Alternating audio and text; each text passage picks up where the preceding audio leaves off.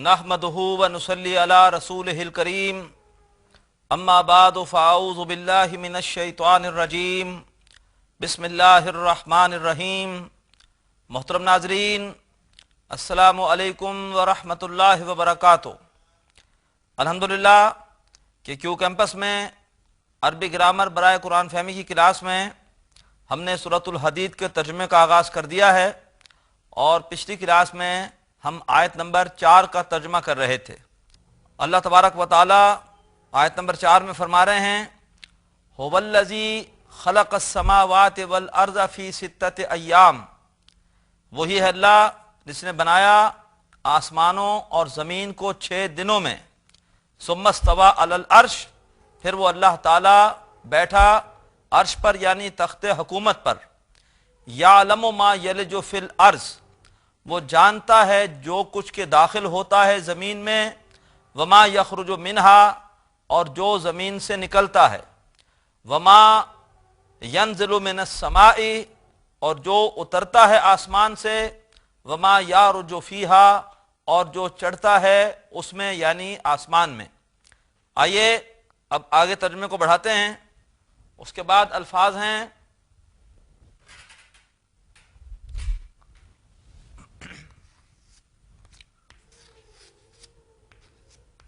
वहुवा माअकुम, वहुवा और वो, माअकुम, माअकुम ये दो चीजों का मजमुआ है। माआ प्लस कुम। माआ ये ज़र्फ है, जैसे फौका, ताहता, इंदा, कबला, बादा, ऐसे मा ज़र्फ है और कुम ये ज़मीर है। मा के माने होता है साथ। वह हुआ माकुम, और वो तुम्हारे साथ होता है। अइना,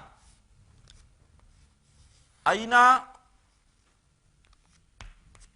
ये असल में अस्माए इस्तिफ़हाम में से है। इसके माने कहाँ भी होते हैं और जहाँ भी होते हैं। यहाँ इसका तर्जुमा होगा जहाँ। वह हुआ माकुम अइना, वो तुम्हारे साथ होता है जहाँ। अइना मा कुंतुम,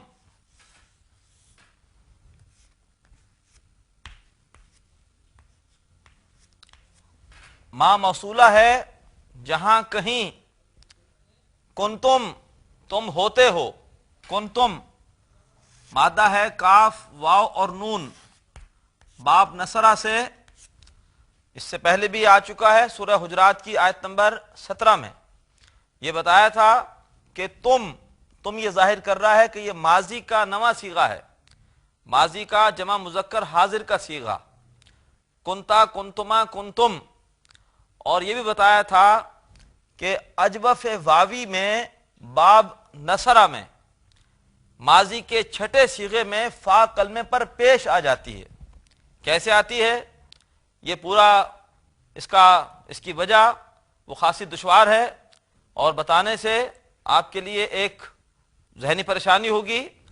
सिर्फ इतना याद रख लीजिए कि अजवफ वावी में जो कि बाब नसरा से हो, फा कलमे पर माजी के छठे सीगे से पेश आ जाती है।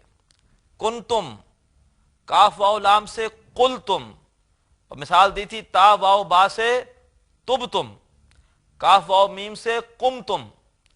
तो कुंतुम जहां कहीं तुम होते हो। वह हुआ माकुम, और वो तुम्हारे साथ होता है जहां कहीं तुम होते हो। ये आयत का वो हिस्सा है जो कि बहुत अहम है।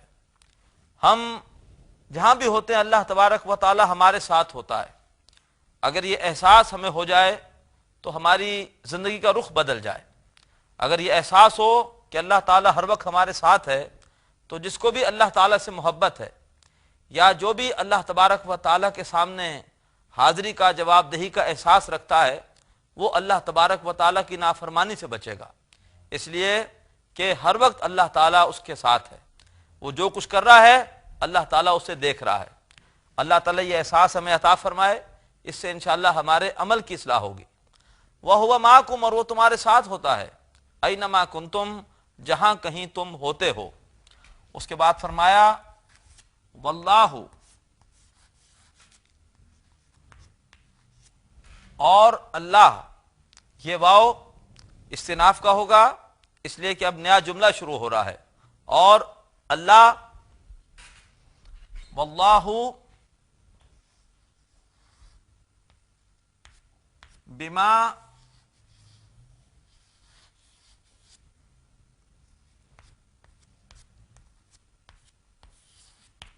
تعملون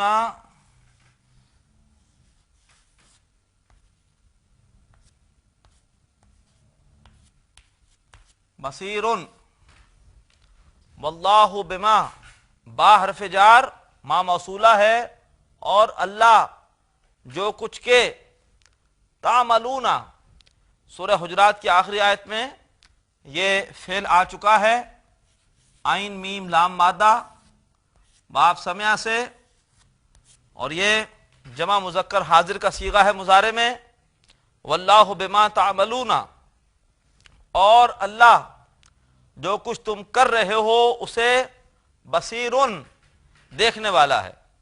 سورہ حجرات میں الفاظ تھے واللہ بصیر بما تعملون، یہاں پر بصیر بعد میں آ گیا، تعملون پہلے آ گیا، ورنہ الفاظ بالکل وہی ہیں جو سورہ حجرات کی آخری آیت میں تھے۔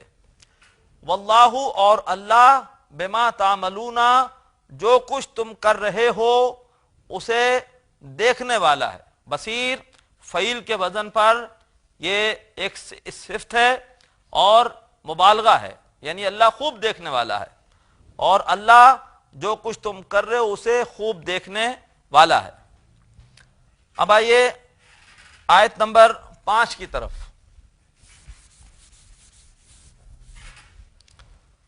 آیت نمبر 5 میں فرمایا لہو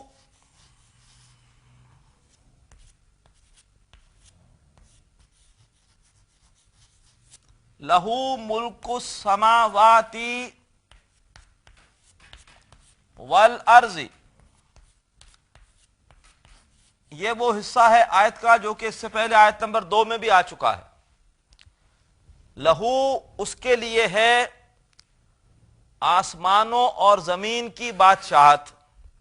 یہ ملک السماوات والارض مرکب اضافی ہے، ملک مضاف ہے، سماوات اور ارض یہ دونوں مضاف الیہ ہے، واو یہاں پر عطف کا ہے، اور اسی کے لیے ہے آسمانوں اور زمین کی بادشاہت۔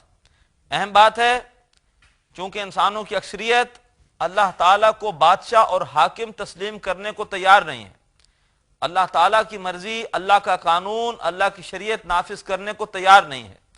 وہ چاہتی ہے کہ جو ہمارے جی میں آئے ہم وہ کریں۔ وہ اپنے مفادات کے تحت قوانین بناتے ہیں، اپنے مفادات کے تحت نظام وضع کرتے ہیں، لہٰذا اللہ نے فرمایا کہ اللہ تعالیٰ 2 مرتبہ فرما دیا کہ اللہ تعالیٰ بادشاہ بھی ہے۔ لہو ملک السماوات والارض، اسی کے لیے ہے آسمانوں اور زمین کی بادشاہی۔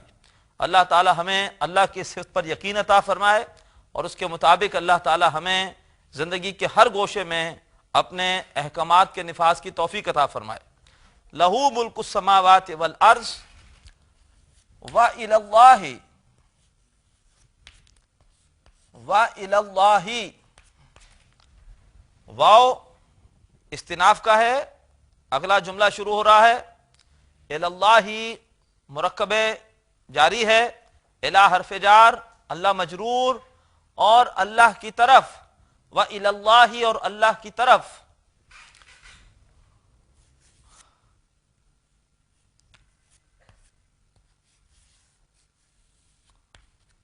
ترجع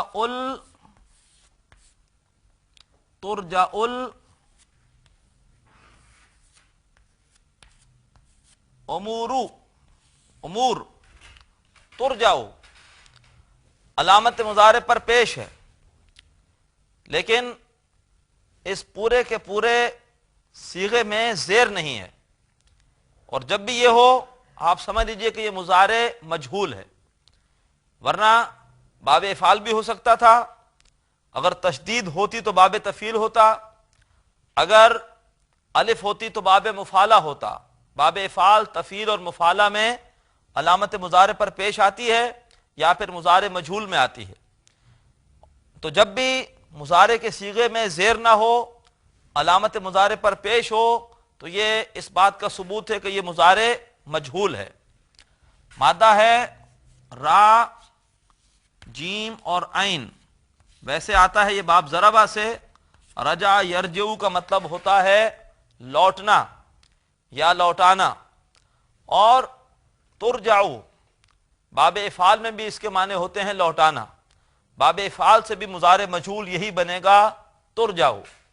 تو ترجعو اللہ تبارک و تعالی کی طرف، اللہ اللہ کی طرف، ترجعو لوٹائے جائیں گے۔ یہ صیغہ ہے ترجعو واحد مؤنث غائب کا۔ کیوں؟ اس لیے کہ آگے نائب الفاعل آ رہا ہے جمع مکسر۔ جمع مکسر کے لیے فعل واحد مؤنث غائب کا ہوتا ہے۔ یہ چوتھا صیغہ ہے مضارع مجہول میں۔ اور اللہ کی طرف لوٹائے جائیں گے تمام امور۔ امور یہ اصل میں امرن کی جمع ہے۔ امرن حکم کو بھی کہتے ہیں، معاملے کو بھی کہتے ہیں۔ ھذا الامر، یہ معاملہ، تو یہاں پر اس کا مطلب ہوگا معاملہ۔ اور اللہ کی طرف لوٹائے جائیں گے تمام معاملات۔ امرن کی جمع مکسر امور، اور اللہ کی طرف لوٹائے جائیں گے تمام معاملات۔ لہو ملک السماوات والارض، اسی کے لیے ہے آسمانوں اور زمین کی بادشاہت۔ وَإِلَى اللَّهِ، اور اللہ کی طرف ترجعو لوٹائے جائیں گے الامور، تمام کے تمام معاملات۔ یہ احساس اگر ہمیں ہو کہ اللہ کے سامنے ہمارے معاملات پیش ہوں گے، جواب دہی ہوگی، حساب کتاب ہوگا، معاشرے سے کرپشن، غلط کام ختم ہو سکتے ہیں، بشرطے کہ یہ احساس ہم پر ہر وقت طاری رہے۔ اس کے بعد اگلی آیت میں ہے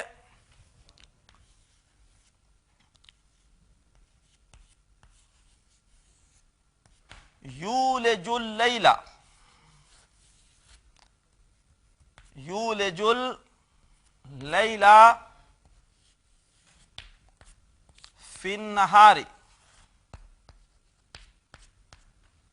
یولجو، اس سے پہلے آیا تھا یلجو، اب آیا ہے یولجو، علامت مضارع پر پیش ہے، اور یہ اس بات کا ثبوت ہے کہ یہ باب افعال سے ہے۔ اگر یہاں تشدید ہوتی تو باب تفعیل ہوتا، اگر درمیان میں کوئی الف ہوتا تو باب مفعلہ ہوتا۔ مادہ وہی ہے جو یلجو کا تھا، واو لام اور جیم۔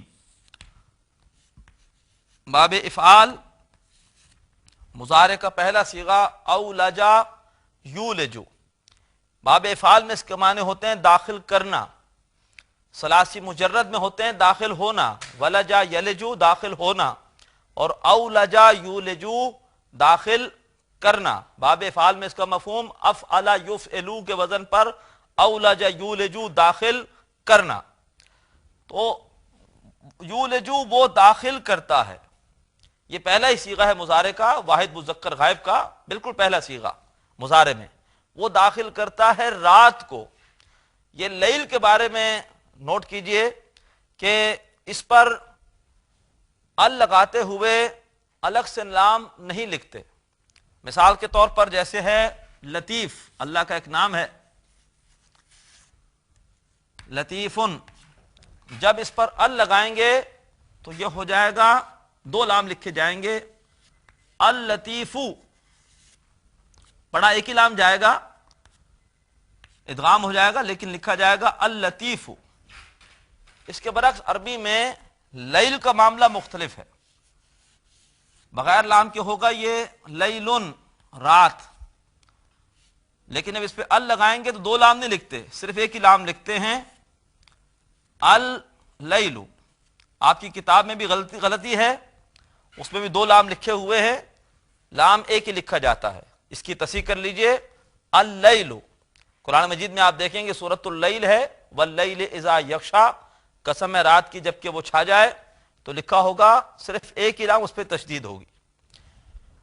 یولج اللیلہ، لیلہ منصوب ہے، کیوں؟ اس لیے کہ مفعول ہے. وہ داخل کرتا ہے رات کو فی النہاری، دن میں. نہار دن، لیل رات. وہ داخل کرتا ہے رات کو دن میں.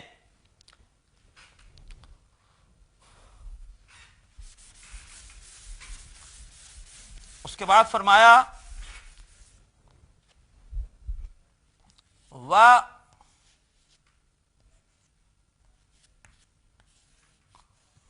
وَيُولِجُ النَّهَارَ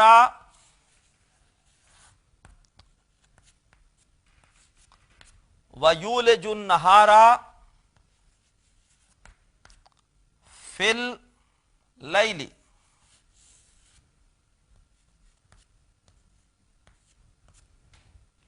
واو پھر استناف کا ہے، اور وہ داخل کرتا ہے دن کو. اب یہاں پہ دن مفعول ہے، یہ حالت نصب میں ہے، اور وہ داخل کرتا ہے دن کو فی اللیل.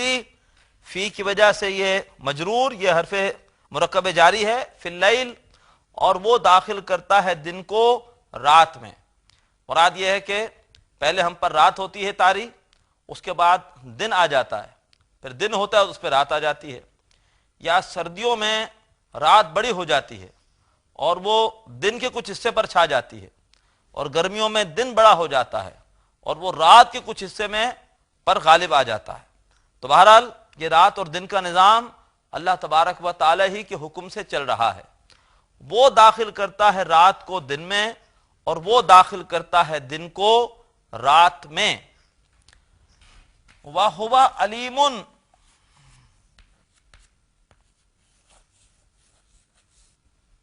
وَهُوَ علیم، اور وہ جاننے والا ہے. یہ صفت اس سے پہلے بھی علیم کی آ چکی ہے آیت نمبر 3 میں. اور وہ جاننے والا ہے بذات الصدور،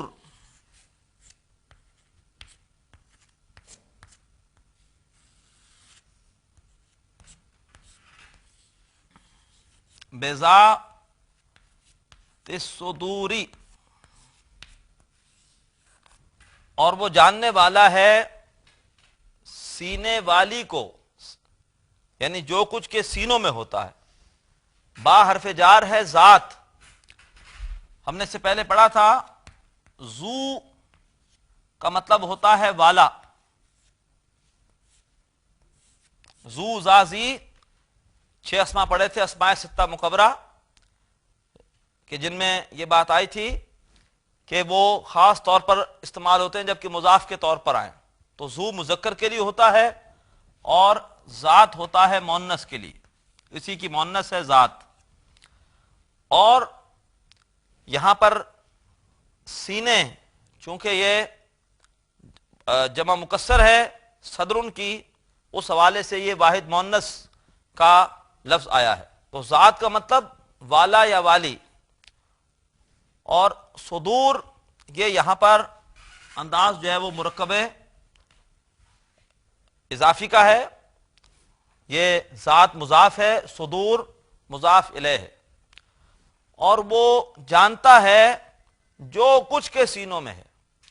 ذات اس سے مراد جو بھی راز جمع مکسر سمجھیے تو اس جمع مکسر کی وجہ سے، یہ سینوں کی وجہ سے نہیں، بلکہ جو بھی راز ہیں، جو بھی خبریں ہیں، اخبار کہہ لیجئے، جو بھی سینوں کی خبریں ہیں، جو سینوں کے اندر مختلف راز پوشیدہ ہیں، غیوب، وہ بھی جمع مکسر ہے. تو ذات یہ جمع مکسر کے لیے ہے، چاہے اسے غیوب سمجھ لیجئے یا اسے اخبار سمجھ لیجئے، کہ جو بھی اخبار ہیں سینوں میں، جو بھی راز ہیں سینوں میں، اللہ تبارک و تعالی ان سب سے واقف ہے، ان سب کو جاننے والا ہے. وَهُوَ عَلِيمٌ، اور وہ جاننے والا ہے بذات الصدور، با حرف جار، اس کی وجہ سے ذات جر میں ہے. وہ جاننے والا ہے جو کچھ کے سینوں میں ہے. صدر کی جمع صدور، یہ مرکب اضافی میں مضاف الیہ اس لیے حالت جر میں ہے، اور ذات جو ہے یہ مضاف ہے. تو ترجمہ یوں ہوگا اس آیت کا آیت نمبر 6 کا یولج اللیل فی النہار، وہ داخل کرتا ہے رات کو دن میں، وَیُولِجُ النَّهَارَ فِی اللیل، اور وہ داخل کرتا ہے دن کو رات میں، وَهُوَ عَلِیمٌ، اور وہ اللہ تبارک و تعالی جاننے والا ہے۔ یہاں پر تنوین کے بعد با ہے، اس لیے چھوٹا سا میم لکھا ہوتا ہے قرآن پاک میں، اقلاب کا قاعدہ پہلے بھی آیا تھا، یہاں پر تنوین میں نون کی نہیں بلکہ میم کی آواز نکلے گی، وَهُوَ عَلِیمٌ بِذَاتِ الصُّدُورِ، اور وہ جانتا ہے ان رازوں کو، ان باتوں کو جو کہ سینوں میں ہیں۔ محترم ناظرین، الحمدللہ کہ آج ہم نے سورۃ الحدید کی 6 آیتیں پڑھیں، اور ذات و صفات باری تعالیٰ کے حوالے سے یہ مقام قرآن مجید کا کلائمیکس ہے۔ ذات و صفات باری تعالیٰ کا بیان اپنے پورے عروج پر اس مقام پر ہے۔ اللہ تبارک و تعالیٰ سے دعا ہے کہ اللہ تعالیٰ ہمیں قرآن کا فہم بھی عطا فرمائے، اور اللہ تعالیٰ ہمیں خلوص اور اخلاص کے ساتھ قرآن پر عمل کی توفیق بھی عطا فرمائے۔ وآخر دعوانا ان الحمد للہ رب العالمین۔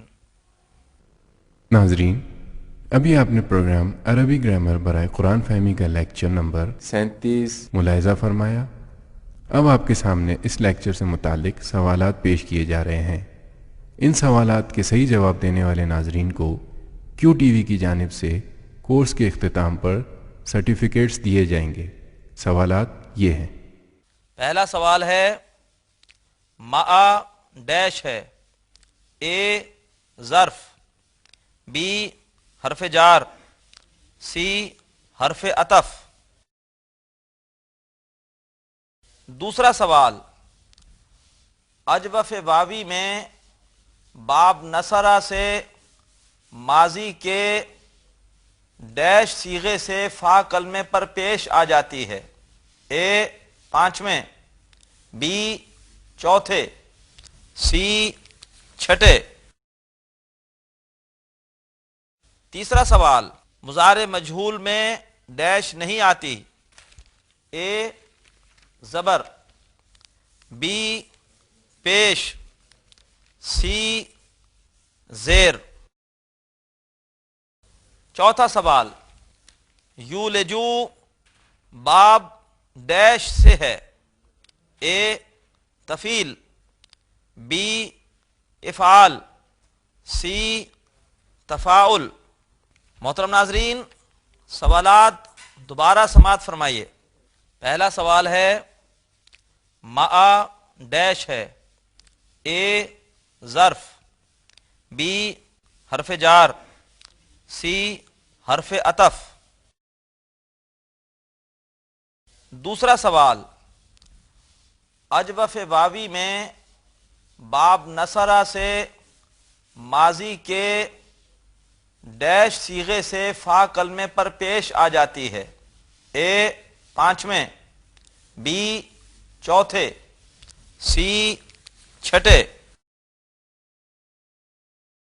تیسرا سوال، مضارع مجہول میں ڈیش نہیں آتی، اے زبر، بی پیش، سی زیر۔ چوتھا سوال، یولجو باب ڈیش سے ہے، اے تفعیل، بی افعال، سی تفاعل۔